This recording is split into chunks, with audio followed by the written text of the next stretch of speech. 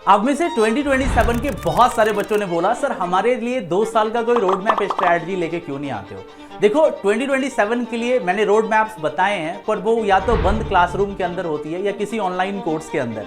पहली बार होगा जब मैं YouTube पे अपनी सीक्रेट रोड मैप को रिवील करने वाला हूं। ये मेरे लिए भी एक माइलस्टोन है और आपको स्क्रीन पर भी ढेर सारे आपके लिए भी माइलस्टोन दिख रहे होंगे। देखो हम सबके प्रेपरेशंस लाइफ में बहुत सारे छोटे छोटे माइलस्टोन आते हैं। जैसे आपने क्लास 10th का एग्जाम दिया, वो आपके लिए एक माइलस्टोन था। आप 11th to 12th मूव करेंगे, ये भी आपके लिए एक माइलस्टोन है। आप 12th बोर्ड एग्जाम देंगे, वो भी माइलस्टोन आपके लिए है। जेई मेंस, जेई एडवांस आप बहुत बढ़िया से करके आईआईटी में जाएंगे, वो भी एक माइलस्टोन है। आपकी शादी हो जाएगी, वो भी एक माइलस्टोन है, राइट।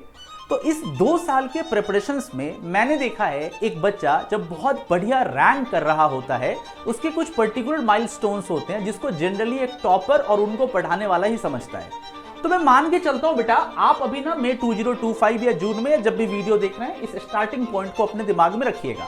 चूंकि ये वीडियो मैं मई में बना रहा हूं, तो आपके लिए वीडियो मई 2025 से ही कंसीडर करी जाएगी। आपको ये चीज पता है, ये जो घुमावदार रास्ता है ये फाइनली पहुंचता है मई 2027 में, जब आपको एडवांस आपका देना है। तो आपके पास लगभग में 2 साल बचे हैं। इस चीज को अपने दिमाग में रखिए। अब जो इस घुमावदार हाईवे वाले रास्ते में आप देख रहे हैं, अलग अलग माइलस्टोन है, 1, 2, 3, 4, 5 एंड 6। अब देखो 2 रास्ते तुम्हारे पास है, या तो तुम ड्राइव करते हुए ही चले जाओ, तुम्हें नहीं पता है कौन सा माइलस्टोन कहां पे है, किस माइलस्टोन को अचीव करना तुम्हारे लिए कितना बड़ा रोल प्ले करता है, किस माइलस्टोन से तुम में कितनी एनर्जी बूस्ट हो रही है, कौन सा माइलस्टोन मेंस के लिए है, कौन सा एडवांस के लिए है, बोर्ड के ट्रांजिशंस के टाइम मुझे किन चीजों का ध्यान रखना है, मोटिवेशंस स्ट्रेटजी कितना काम करती है, problem, numericals, time management, accuracy, temperament, testing, ये कितने बड़े रोल प्ले करते हैं, ये मैंने यहां दिखा रखा है। तो अब आप बहुत ध्यान से सुनना जो मैं आपको बोलने जा रहा हूं। मैं मान के चलता हूं कि तुमने अभी स्टार्ट करा है, 2 साल तुम्हारा ये घुमावदार रास्ता जाएगा। तुम्हारा एंड पॉइंट, लास्ट माइलस्टोन 2027 का जेईई एडवांस एग्जामिनेशन है, राइट।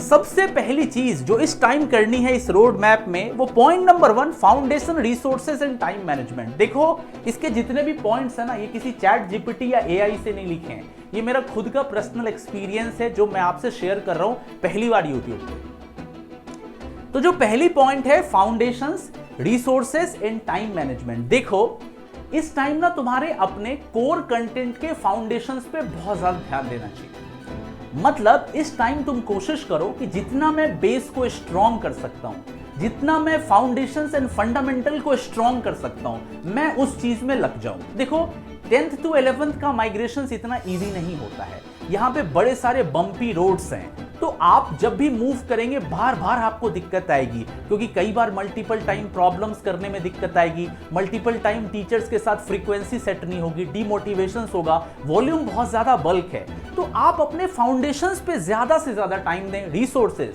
जैसा कि मैंने अपनी पिछली वीडियो में भी बोला है, आपको पता होना चाहिए कि कौन सी बुक लेनी है, कौन सी नोटबुक बनानी है, एजुकेटर से जो पढ़ा आपने उसको कैसे नोट करना है, आपके शॉर्ट नोट्स कैसे प्रिपेयर होने चाहिए, आपको मोटी मोटी फॉरेन ऑथर नहीं खरीद लेनी है, किसी सब्जेक्ट में इतना ज्यादा नहीं घुस जाना है कि सब्जेक्ट के बीच का इक्वेशन और इक्विलिब्रियम ही बिगड़ जाए। तो रिसोर्सेज बहुत इंपॉर्टेंट है। थर्ड इसी का है टाइम मैनेजमेंट। देखो अभी तक जब तुम बोर्ड्स के लिए प्रिपरेशन कर रहे थे तो किसी पर्टिकुलर क्वेश्चन को कितनी देर में बनाना है, जनरली हम इस पे बात नहीं करते। अगर एक क्वाड्रेटिक इक्वेशन का सवाल आया तो अपना फोकस होता था इसको बना दें, बट जेईई में किसी पर्टिकुलर सवाल को कितने देर के अंदर बनाना है ये बहुत मायने रखता है। तो पहला माइलस्टोन जो तुम्हें अपनी प्रिपरेशन में अचीव करना है, फाउंडेशंस को स्ट्रॉन्ग करना है, रिसोर्सेज डिफाइन करने हैं एंड टाइम मैनेजमेंट पे ध्यान देना है।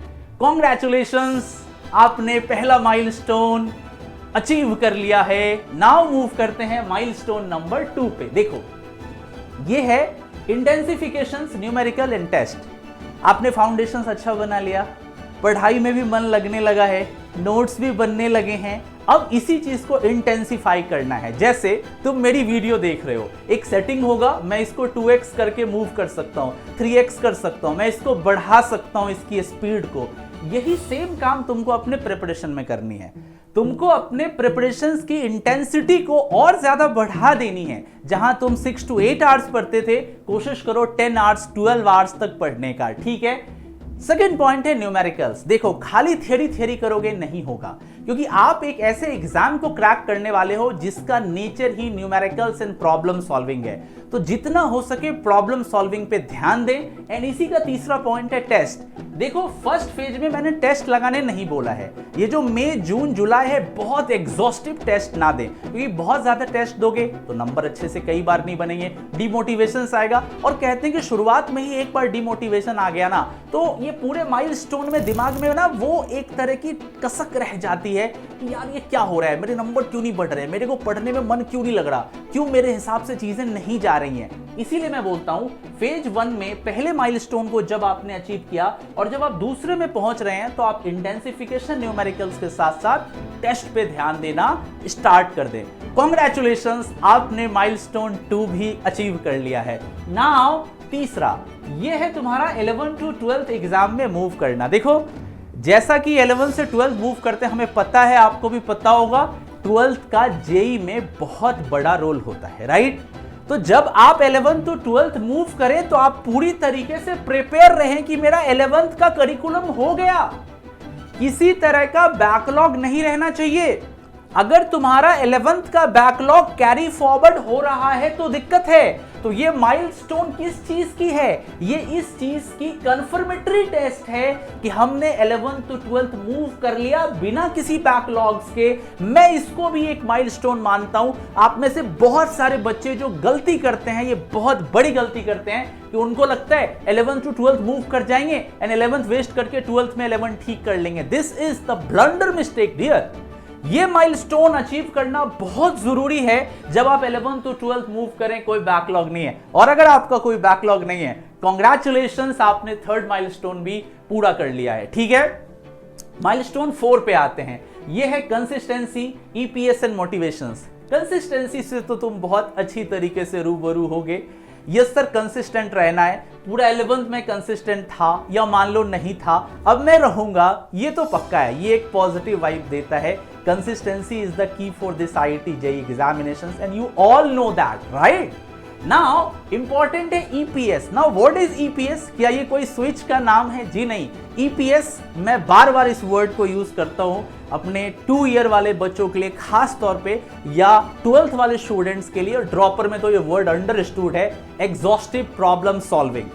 आपको एक एक दिन के अंदर माइलस्टोन 4 में 50, 100, 150 क्वेश्चन लगा लेने हैं पीसीएम के। अगर आप सफिशिएंट अमाउंट ऑफ क्वेश्चन नहीं लगा रहे हैं, आपका ये माइलस्टोन पूरा नहीं होगा। और अगर तुम बहुत ध्यान से देखो, 1, 2, 3, 4 में मैंने जानबूझ के 4 को रेड रखा है, रेड कलर का रखा है। पता है क्यों? क्योंकि ये रेड सिग्नल है। अगर तुमने इस जगह पर अपनी कंसिस्टेंसी, एग्जॉस्टिव प्रॉब्लम सॉल्विंग और मोटिवेशन नहीं अपने अंदर बना के रखा, यहीं से धड़ाम से गिर जाओगे, सीधा एक्सीडेंट हो जाएगा इस रोड पे। तो मेक श्योर इस रोड मैप में माइलस्टोन 4 का जरूर ख्याल रखें। कंसिस्टेंसी बना के रखनी है, एग्जॉस्टिव प्रॉब्लम सॉल्विंग करनी है एंड मोटिवेशन को साथ लेके चलना है कि मैं इस एग्जाम को क्रैक करूंगा। और आपने फाइनली माइलस्टोन 4 को भी अचीव कर लिया। Now it's milestone 5। बहुत इंपॉर्टेंट है। कंसिस्टेंसी बनी हुई है, प्रॉब्लम सॉल्व की जा रही है, मोटिवेशन हाई है, जोश हाई है। अब काम करना है एक्यूरेसी टेस्टिंग्स एंड पीवाईक्यूज पे। हम क्या कर रहे हैं, इस पूरे प्रोसेस में कहीं पर भी हमने प्रीवियस ईयर क्वेश्चंस नहीं लगाए, बट जब हम अपने एग्जाम से 5 महीने 6 महीने क्लोज आएंगे तो मुझे बहुत ज्यादा प्रीवियस ईयर क्वेश्चन पे काम करना पड़ेगा, राइट। हमें टेस्ट ज्यादा से ज्यादा लगाने पड़ेंगे, राइट। हमें एक्यूरेसी पे ज्यादा से ज्यादा ध्यान देनी होगी। एक्यूरेसी ना एक लॉन्ग प्रोसेस है, इसीलिए ये 5 पे है। मैं चाहता तो इसको 1 और 2 पे भी पुट कर सकता था, पर मेरी एक्सपर्टीज बोलती है कि नहीं, 5 पे इसको पुट करना है, क्योंकि आप 1 to 5 जाते जाते इतने एक्यूरेट तो हो जाओगे कि अपनी एक्यूरेसी पे काम कर सको। समझ रहे हो मेरी बात? इसीलिए एक्यूरेसी टेस्टिंग एंड पीवाईक्यूज 5 पे आने हैं। आई होप बात समझ में आ रही होगी। प्रीवियस ईयर क्वेश्चन कब करना है? बच्चे गलती करते हैं, शुरुआत में मोटी मोटी किताबें ले लेते हैं, रिसोर्सेज खराब कर लेते हैं और 1 और 2 के बीच में पीवाईक्यू करते करते इतने डिमोटिवेट हो जाते हैं कि हमें 4 नंबर पे जाके पंप करना पड़ता है, बेटा मोटिवेटेड रहो, मोटिवेटेड रहो। इसीलिए सारे माइलस्टोन एक दूसरे से इंटर रिलेटेड है। आप सोचो कि अगर मैं 1 पे ही एक्सीडेंट हो जाता, मैं 2 पे नहीं पहुंचता, 2 खराब कर लूं 3 पे नहीं पहुंचूंगा, 3 खराब कर लूं बैकलॉग बना लूं 4 पे नहीं जाऊंगा, 4 खराब कर लूं 5 खराब हो जाएगा। They all are interrelated to each other. You are getting my point?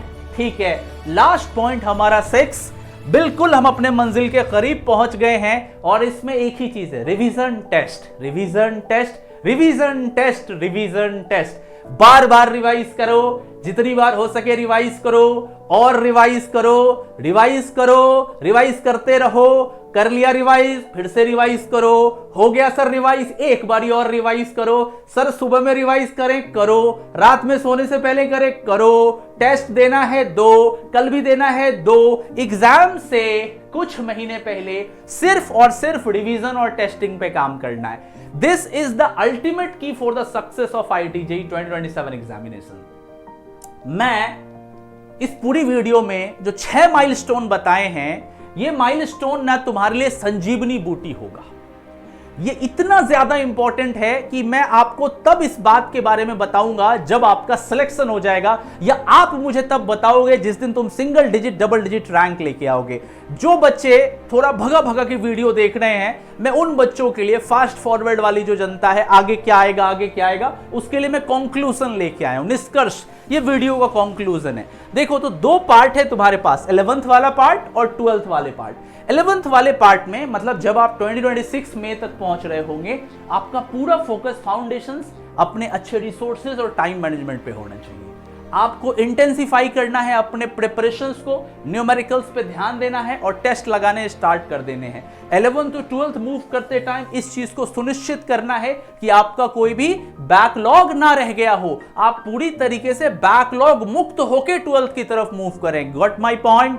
अब आते हैं 12th में। कंसिस्टेंसी की है, एग्जॉस्टिव प्रॉब्लम सॉल्विंग करनी ही करनी है, मोटिवेट रहना ही रहना है। एक्यूरेसी पे काम करिए, टेस्ट दीजिए, PYQs लगाइए, और last but not the least, revision test, revision test, revision test. ये साइकिल चलती रहेगी।